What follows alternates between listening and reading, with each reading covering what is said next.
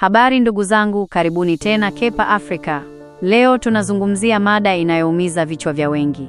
Umeshawahi kujiuliza kwa nini babu na bibi zetu waliweza kudumu miaka 50 kwenye ndoa, lakini leo hii mahusiano yanavunjika ndani ya miezi mitatu? Ni nini kimebadilika? Je, ni sisi tumekuwa dhaifu au ulimwengu ndo umekuwa mgumu? Leo tunaenda kuchambua sababu 6 kuu zinazofanya mapenzi ya kisasa yawe kama barafu juani.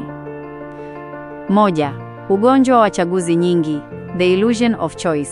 Zamani, kijana alikuwa akimpata binti mmoja kijijini, anapambana kumlinda.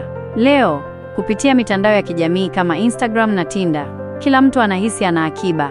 Ukigombana na mpenzi wako kidogo, unaingia mtandaoni na kuona picha za watu wengine 1000 waliojiremba.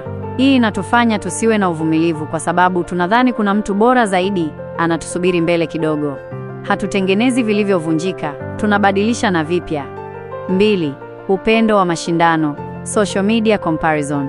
Mahusiano mengi ya leo yanaendeshwa na kamera. Watu wanataka mahusiano yanayofanana na ya watu maarufu, celebrities, wanawaona mtandaoni. Tunalinganisha maisha yetu ya ndani, yenye changamoto na maisha ya nje, ya watu wengine yaliyojaa filters. Tukiona mwenzetu amepewa zawadi ya gari mtandaoni, na sisi tunaanza kuleta shinikizo nyumbani. Mapenzi yamehama kutoka moyoni na kuhamia kwenye likes na comments. 3. Kupungua kwa saburi na uvumilivu. Tunaishi kwenye kizazi cha instant. Tunataka chakula cha haraka, fast food, internet ya haraka na utajiri wa haraka. Tabia hii imeingia hadi kwenye mapenzi. Hatutaki kupitia hatua za kujuana, kuvumiliana mapungufu na kukua pamoja. Shida kidogo ikitokea, tunaona ni mzigo. Tumesahau kuwa mahusiano imara ni kama mti. Yanahitaji muda, jua na mvua ili mizizi iimarike. 4. Uhuru wa kiuchumi na mabadiliko ya majukumu. Zamani, wanawake wengi walivumilia mateso kwa sababu walikuwa wanategemea wanaume kiuchumi. Leo, wanawake wanajitambua, wana elimu na wana pesa zao. Hii ni hatua nzuri, lakini imeleta changamoto mpya. Watu hawako tayari kunyenyekea au kuvumilia dharau kwa kisingizio cha ndoa.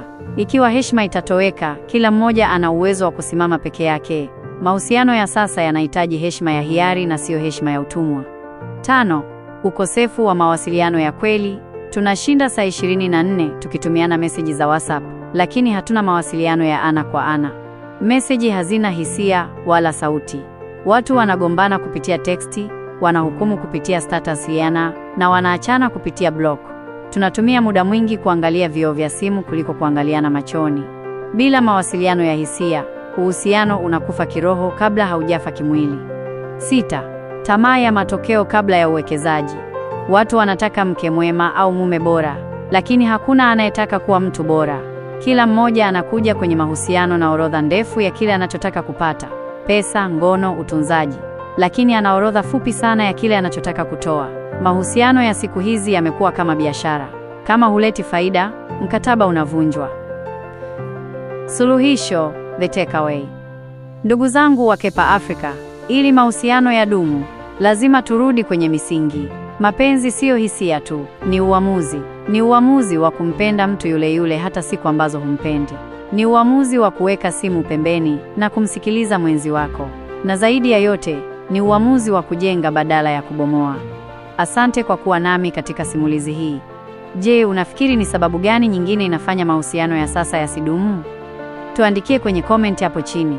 Na usisahau kusubscribe na kufollow kurasa zetu zote za Kepa Africa ili uendelee kupata makala hizi za kusisimua kila wiki. Mimi ni msimulizi wako, tukutane tena wakati ujao. Kwaheri.